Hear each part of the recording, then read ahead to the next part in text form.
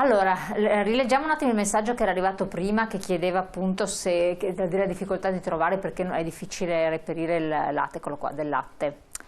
Ma è proprio impossibile prendere latte direttamente dal produttore? Io ricordo una volta che lo prendevo dalla Malga, ora non me lo danno più. Allora, che problema c'è con questo benedetto latte? Oppure c'erano anche i distributori qualche anno fa di latte, che succede? Guardi, i distributori ci sono ancora, ovviamente poi hanno dei costi elevati e quindi le aziende preferiscono vendere latte direttamente da casa loro. Le Malghe possono vendere il latte, chiaramente devono essere in regola con la vendita del latte da casa. Oggi vi è la norma, si chiama PPL, piccole produzioni locali, quindi è una domanda semplicissima che si deve fare all'ufficio veterinario e quindi al proprio comune, si presenta una documentazione e che dà la possibilità di vendere tutti i tuoi prodotti aziendali agricoli direttamente da casa tua, e quindi vi è quindi questa possibilità e questa agevolazione anche che la Regione Veneto ha inserito all'interno di una propria decreto regionale. Viene utilizzato dai produttori? Viene molto utilizzato dagli agricoltori, ma soprattutto dai piccoli agricoltori che non hanno la possibilità delle vendite sulle grandi distribuzioni o altri canali di commercio dei loro prodotti, e quindi hanno la possibilità di vendere direttamente a casa loro. Quindi abbiamo le aziende che fanno vendita diretta, i nostri agriturismi, 1300 nel Veneto, più tutte quelle aziende che possono vendere direttamente i loro prodotti facendo una normalissima domanda molto semplice, anche se la burocrazia è sempre complicata, però molto semplice sia al comune che all'ASL per la vendita dei propri prodotti. Questo avviene anche, possono essere proposti anche nella vostra ristorazione? Sì, assolutamente sì. Colgo l'occasione per dire attenzione, diamo la massima disponibilità da parte dei ristoranti, specialmente dei negozi che dicevi prima, negozi di vicinato, dove possiamo assolutamente allestire un corner di prodotti dedicati.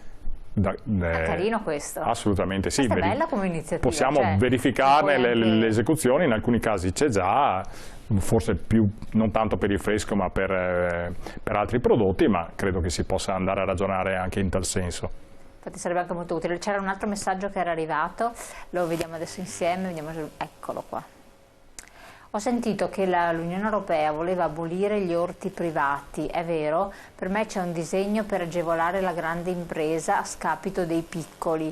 Non c'è negligenza ma malafede. Vi risulta questo? Guardi, sugli orti privati assolutamente no, nel senso che gli orti privati ci sono, esistono, c'erano e continuano a esistere. Per quanto riguarda la piccola impresa, oggi vi è una nuova programmazione del sviluppo rurale 2021-2027 in cui deve essere valorizzata la piccola impresa, in cui deve essere valorizzate le imprese medio-piccole, e su questo la politica economica europea, la PAC e anche il piano di sviluppo rurale va incontro a questo, e quindi una valorizzazione e una salvaguardia per le piccole imprese, perché poi sono anche le piccole imprese che oltre a fare agricoltura fanno territorio, fanno ambiente e quindi riescono a mantenere un bellissimo paesaggio, che è la cosa meravigliosa che noi oggi abbiamo. A proposito di controllo di qualità che dicevamo che è fondamentale, appunto è venuto fuori questo caso, la domanda di prima, dei glifosati nella pasta. Esatto. Se c'è vuol dire che le nostre autorità di controllo hanno fatto e stanno facendo i controlli in maniera accurata. Ricordiamo che le nostre unità sanitarie sono all'avanguardia su questi controlli e quindi individuano immediatamente tutti i carichi e scarichi che vengono fatti sia dalle navi che dai treni, e quindi dell'importazione, questi prodotti che non possono essere utilizzati chiaramente in Italia e nemmeno nell'Unione Europea. Ecco, quindi in Italia non dovrebbero esserci. Non ci sono, non vengono utilizzati nemmeno nell'Unione Europea. Molti dei nostri prodotti, dicevo prima, dei nostri fitosanitari che non vengono utilizzati al di fuori della nostra comunità europea, ma su questo dobbiamo mantenere alta la guardia e compito importante da parte delle autorità di controllo di verificare la qualità dei prodotti che noi importiamo. Ecco, quindi ribadiamo la qualità, ribadiamo l'importanza dello stretto legame con Confesercenti, quindi la distribuzione dei ristoranti, eccetera. Questa iniziativa, su cosa si tratta? È fondata su un buono di ristorazione, giusto? Beh, questa iniziativa è stata un'intuizione, diciamo, da parte, o anche meglio, non solo un'intuizione, ma da parte delle nostre organizzazioni agricole che hanno fortemente voluto questa possibilità di valorizzare i prodotti che vengono utilizzati dai nostri ristoratori e da tutto il settore Horeca. Horeca, che vuol dire hotel, ristoranti e anche catering, raccoglie più del 30% dei nostri prodotti agricoli, quindi abbiamo tentato e cercheremo di valorizzare i nostri prodotti per portare l'Horeca e quindi i nostri ristoratori al raccoglimento appunto dei nostri prodotti agricoli. È una norma importante, 600 milioni di euro vengono stanziati. A fondo perduto, vero? Vengono stanziati a fondo perduto a dimostrazione di un acquisto fino a un massimo di 10.000 euro per azienda per i prodotti che loro acquistano, dei prodotti naturalmente tipici dei nostri prodotti agricoli. Questo fondo ristorazione ha una scadenza, a chi si rivolge? Poi leggo anche i messaggi che stanno arrivando. Sì, allora il fondo ristorazione è stato portato a casa grazie appunto alla sinergia delle associazioni di categoria che ovviamente hanno fatto sì di fare assolutamente pressione sia per quanto riguarda l'entità del contributo, i 600 milioni di euro che si diceva, sia per la data di scadenza che fortunatamente, diamo la bella notizia, è stata prorogata al 15 dicembre perché era una norma che insomma voleva la compilazione della domanda in pochi giorni e abbiamo dato un pochino più di respiro agli operatori per poter fare la domanda anche presso le nostre sedi territoriali.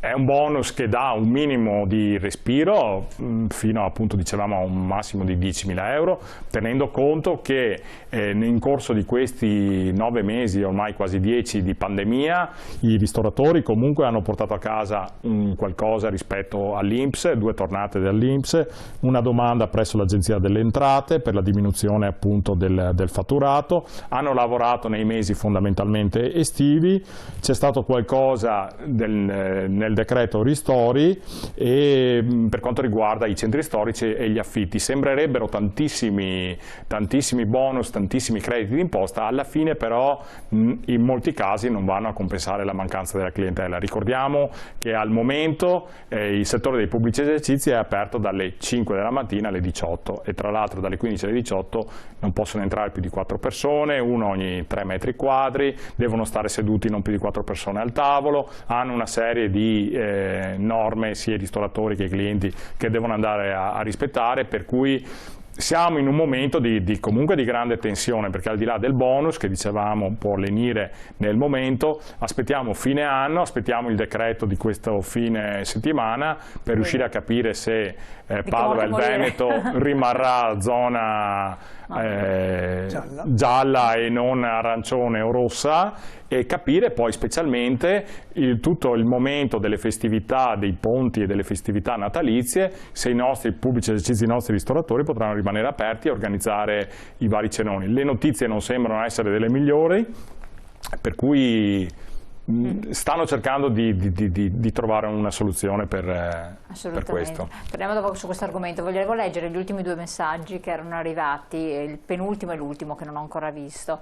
Allora, ho sentito parlare di produttori che possono vendere prodotti propri direttamente al consumatore. Io andrei a comprarlo direttamente dal produttore, ma non so da chi.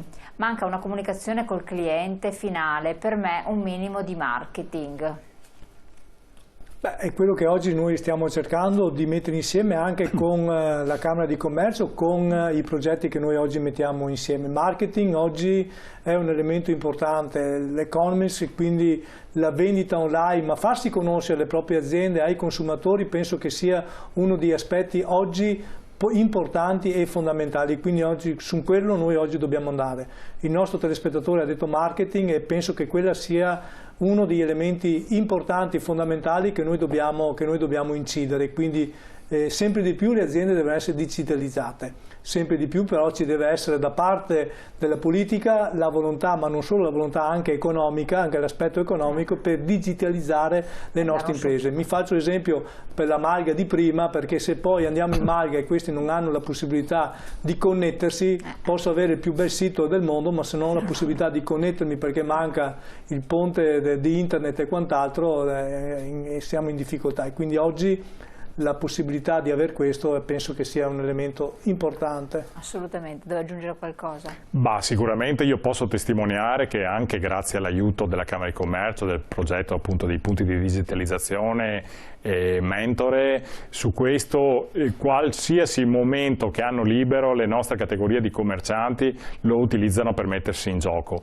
Hanno bisogno adesso dello SPID, hanno bisogno della firma digitale, hanno bisogno giustamente della banda larga, hanno bisogno di saper cavalcare tutti gli strumenti tecnologici. Voi fate anche dei corsi? Poi facciamo dei corsi per parlare in pubblico, facciamo dei corsi per il marketing, facciamo dei corsi per comunicare attraverso, non sempre la comunicazione avviene con l'acquisto di siti o l'elaborazione di siti particolarmente complicati che non riusciranno mai comunque a fare concorrenza con i grandi portali internazionali che adesso non stiamo qui a nominare, ma anche l'utilizzo degli altri, quelli un pochino più semplici, per cui l'Instagram, il TikTok, il Facebook e quant'altro possono essere delle vetrine virtuali dove comunichiamo il caffè, la specialità gastronomica che vendiamo, facciamo la ricetta, diamo i consigli per legare personalmente il cliente rispetto all'esercizio di vicinato al ristorante e poi riaverli nel momento in cui sarà possibile riaccoglierli. Assolutamente. Devo andare in pubblicità, chiedo alla regia soltanto se mi rimetti in onda l'ultimo messaggio arrivato, così lo leggo, poi lo rispondiamo naturalmente dopo la pubblicità.